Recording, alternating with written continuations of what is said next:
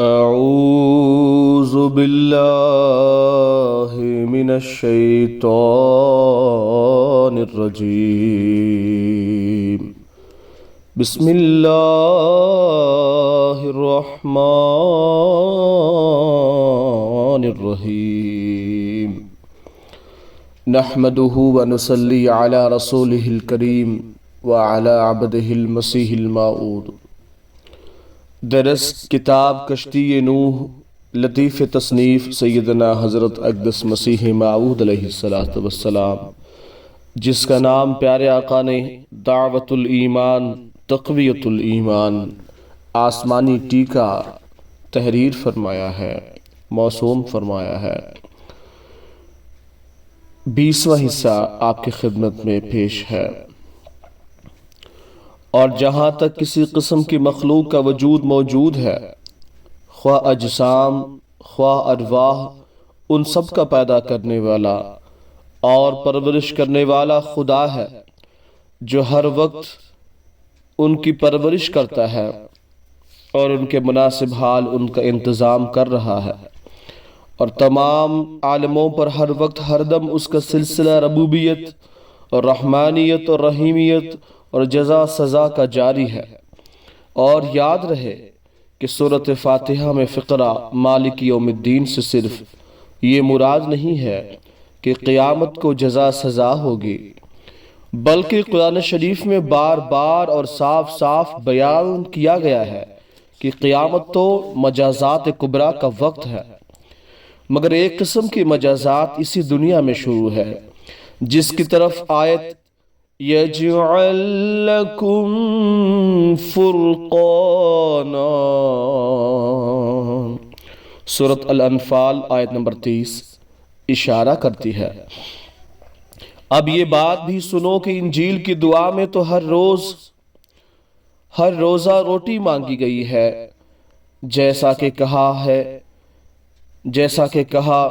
کہ ہماری روزانہ روٹی آج ہمیں بخش، مگر تعجب،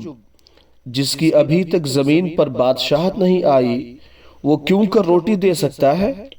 ابھی تک تو تمام کھیت اور تمام پھل نہ اس کے حکم سے بلکہ خود بخود پکتے ہیں اور خود بخود بارشیں ہوتی ہے۔ اس کا کیا اختیار ہے کہ کسی کو روٹی دے؟ جب بادشاہت زمین پر آ جائے گی تب اس سے روٹی مانگنی چاہیے۔ ابھی تو وہ ہر ایک زمینی چیز سے بے دخل ہے، جب اس جائیداد پر پورا قبضہ پائے گا تب کسی کو روٹی دے سکتا ہے، اور اس وقت اس سے مانگنا بھی نازیبا ہے۔ اور پھر اس کے بعد یہ قول کہ جس طرح ہم اپنے قرض داروں کو بخشتے ہیں تو اپنے قرض کو ہمیں بخش دے، تو اپنے قرض کو ہمیں بخش دے۔ اس صورت میں یہ بھی صحیح نہیں ہے، کیونکہ زمین کی بادشاہت ابھی اس کو حاصل نہیں، اور ابھی عیسائیوں نے کچھ اس کے ہاتھ سے لے کر کھایا نہیں، تو پھر قرضہ کون سا ہوا؟ پس ایسے تہی دست خدا سے قرض بخشوانے کی کچھ ضرورت نہیں، اور نہ اسے کچھ خوف ہے، کیونکہ زمین پر ابھی اس کی بادشاہت نہیں، اور نہ اس کی حکومت کا تازیانہ کوئی رعب بٹھلا سکتا ہے۔ کیا مجال کہ وہ کسی مجرم کو سزا دے سکے، یا موسیٰ کے زمانے کی نافرمان قوم کی طرح طاعون سے ہلاک کر سکے، یا قوم لوط کی طرح ان پر پتھر برسا سکے، یا زلزلہ یا بجلی یا کسی اور عذاب سے نافرمانوں کو نابود کر سکے؟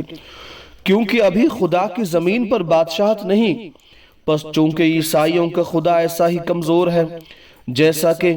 اس کا بیٹا کمزور تھا، اور ایسا ہی بے دخل ہے جیسے اس کا بیٹا بے دخل تھا، تو پھر اس سے ایسے دعائیں مانگنا حاصل ہے کہ ہمیں قرض بخش دے۔ اس نے کب قرض دیا تھا جو بخش دے؟ کیونکہ ابھی تک تو اس کی زمین کی بادشاہت نہیں، جبکہ اس کی زمین پر بادشاہت ہی نہیں تو زمین کی رویدگی اس کے حکم سے نہیں، اور زمینی چیزیں اس کی نہیں بلکہ خود بخود ہی ہے، کیونکہ اس کا زمین پر حکم نافذ نہیں، اور جبکہ زمین پر وہ فرما روا اور بادشاہ نہیں، اور کوئی زمینی آسائش اس کے شاہانہ حکم سے نہیں تو اس کو سزا کا نہ اختیار ہے نہ حق حاصل ہے۔ لہٰذا ایسا کمزور اپنا خدا بنانا اور اس سے زمین پر رہ کر کسی کارروائی کی امید رکھنا حماقت ہے، کیونکہ ابھی اس کی زمین پر بادشاہی نہیں، لیکن سورۃ فاتحہ کے دعا ہمیں سکھلاتی ہے کہ خدا کو زمین پر ہر وقت وہی اقتدار حاصل ہے جیسا کہ اور عالموں پر اقتدار حاصل ہے۔ عالم کہتے ہیں اور دنیا، اور سورۃ فاتحہ کے سر پر خدا کے ان کامل اقتداری صفات کا ذکر ہے جو دنیا میں کسی دوسری کتاب نے ایسی صفائی سے ذکر نہیں کیا، جیسا کہ اللہ تعالیٰ فرماتا ہے کہ وہ رحمان ہے، وہ رحیم ہے، وہ مالک یوم الدین ہے۔ پھر اس سے دعا مانگنے کی تعلیم کی ہے، اور دعا جو مانگی گئی ہے وہ مسیح کی تعلیم کردہ دعا کی طرح صرف ہر روزہ روٹی کی درخواست نہیں، بلکہ جو انسانی فطرت کو ازل سے استعداد بخشی گئی ہے اور اس کو پیاس لگا دی گئی ہے وہ دعا سکھلائی گئی ہے، اور وہ یہ ہے اہدنا الصراط المستقیم صراط الذین انعمت علیہم، سورۃ الفاتحہ آیت نمبر 6 تا 7۔ یعنی اے ان کامل صفتوں کے مالک اور ایسے فیاض کے ذرہ ذرہ تجھ سے پرورش پاتا ہے اور تیری رحمانیت اور رحمیت اور قدرت جزا سزا سے تمتع اٹھاتا ہے، یعنی فائدہ اٹھاتا ہے۔ تو ہمیں گزشتہ راست بازوں کا وارث بنا اور ہر ایک نعمت جو ان کو دی ہے ہمیں بھی دے، اور ہمیں بچا کہ ہم نافرمان ہو کر مورد غضب نہ ہو جائیں، اور ہمیں بچا کہ ہم تیری مدد سے بے نصیب رہ کر گمراہ نہ ہو جاویں، آمین۔ اب اس تمام تحقیقات سے انجیل کی دعا اور قرآن کی دعا میں فرق ظاہر ہو گیا کہ انجیل تو خدا کی بادشاہت آنے کا ایک وعدہ کرتی ہے، مگر قرآن بتلاتا ہے کہ خدا کی بادشاہت تم میں موجود ہے، نہ صرف موجود بلکہ عملی طور پر تم پر فیض بھی جاری ہے۔ غرض انجیل میں تو صرف ایک وعدہ ہی ہے، مگر قرآن نہ محض وعدہ بلکہ قائم شدہ بادشاہت اور اس کے فیوز کو دکھلا رہا ہے۔ اب قرآن کی فضیلت اس سے ظاہر ہے کہ وہ اس خدا کو پیش کرتا ہے جو اسی زندگی دنیا میں راست بازوں کا منجی یعنی نجات دینے والا اور آرام دہ، اور کوئی نفس اس کے فیض سے خالی نہیں، بلکہ ہر ایک نفس پر حسب اس کی ربوبیت اور رحمانیت اور رحیمیت کا فیض جاری ہے۔ مگر انجیل اس خدا کو پیش کرتی ہے جو ابھی اس کی بادشاہت دنیا میں نہیں آئی، صرف وعدہ ہے۔ اب سوچ لو کہ عقل کس کو قابل پیروی سمجھتی ہے؟ حافظ شیرازی نے سچ کہا ہے، مرید پیر مغانم زمن مرنج اے شیخ، چرا کا وعدہ تو کر دی او بجا آورد۔ اور انجیل میں حلیموں، غریبوں، مسکینوں کی تعریف کی گئی ہے، اور نیز ان کی تعریف جو ستائے جاتے ہیں اور مقابلہ نہیں کرتے۔ مگر قرآن صرف یہی نہیں کہتا کہ تم ہر وقت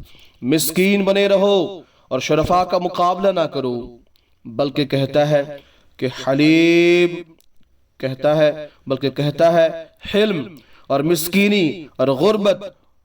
اور ترک مقابلہ اچھا ہے، مگر اگر بے محل استعمال کیا جائے تو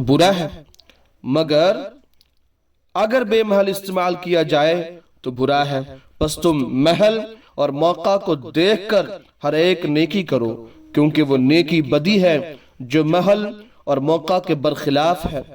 جیسا کہ تم دیکھتے ہو کہ مینا کس قدر عمدہ اور ضروری چیز ہے، یعنی مینا بارش، لیکن اگر وہ بے موقع ہو تو وہی تباہی کا موجب ہو جاتا ہے۔ تم دیکھتے ہو کہ ایک ہی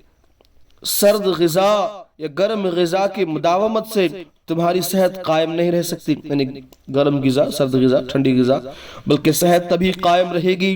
کہ جب موقع اور محل